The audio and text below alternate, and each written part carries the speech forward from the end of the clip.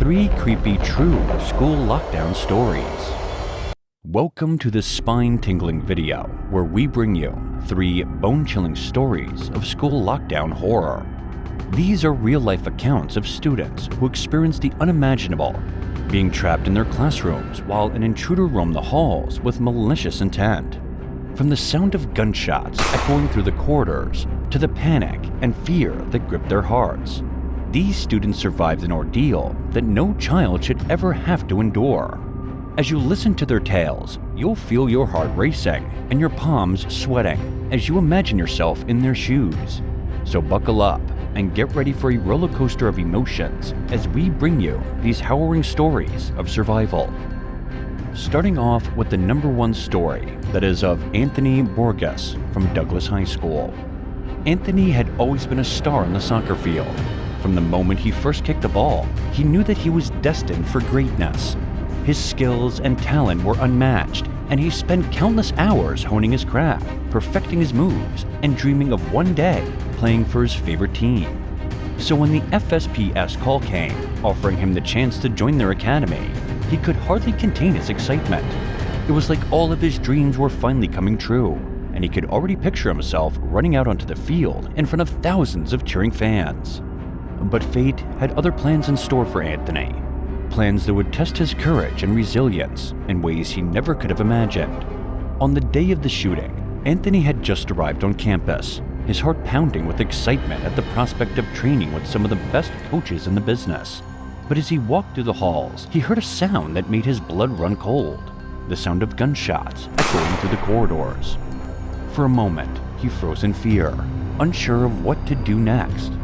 But then he remembered all the drills he had practiced on the soccer field, the way his coach had taught him to stay calm and focused even in the most chaotic of situations.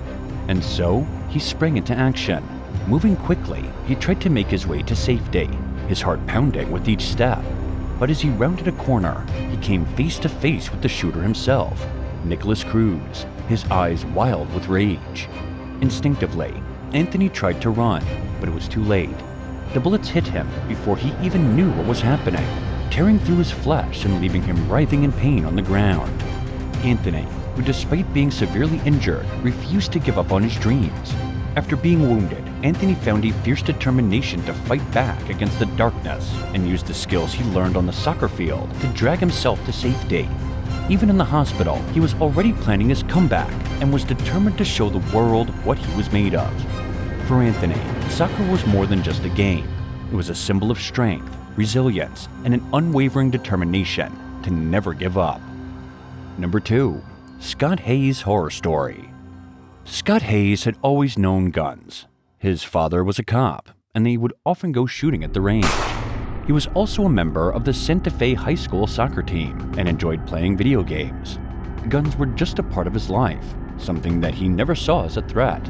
But everything changed on May 18, 2018. That was the day that a fellow student opened fire with a shotgun and a .38 caliber revolver at Santa Fe High School. 9 students and 1 teacher were killed, and 10 more were injured.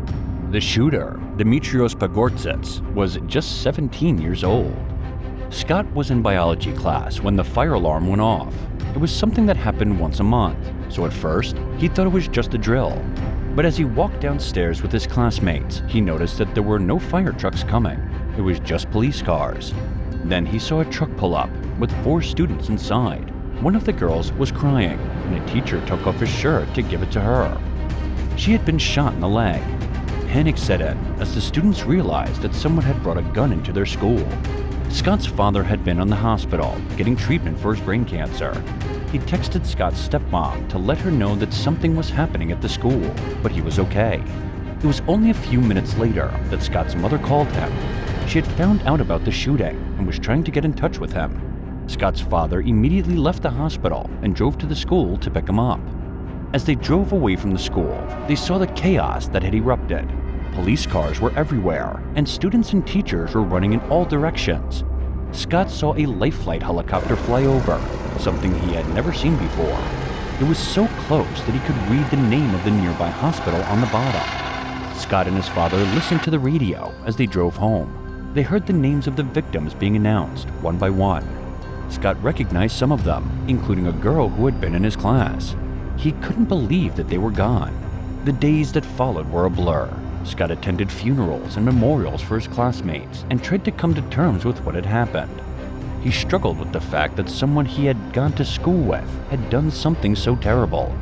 Eventually, the community began to heal. A memorial was erected at the school, and people started to talk about how to prevent something like this from happening again. But for Scott, the memories of that day will always stay with him. He now sees guns in a different light and hopes that others will too.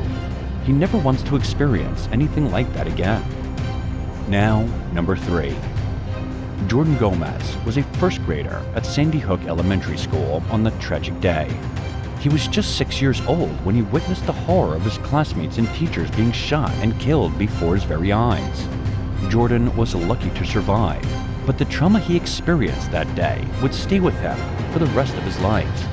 In the days and week that followed, Jordan struggled to understand why someone would do such a terrible thing. He was haunted by the sound of gunshots and the screams of his classmates. He couldn't sleep, he couldn't eat, and he couldn't stop crying. His parents tried to comfort him, but they were struggling with their own grief and trauma. As the months went by, Jordan began to withdraw from the world. He stopped playing with his friends and stopped going to school. He would spend hours staring at the wall, lost in his own thoughts. His parents tried to get help for him, but the mental health system was overwhelmed by the number of people affected by the shooting. It wasn't until Jordan discovered art that he began to find some real relief from his pain.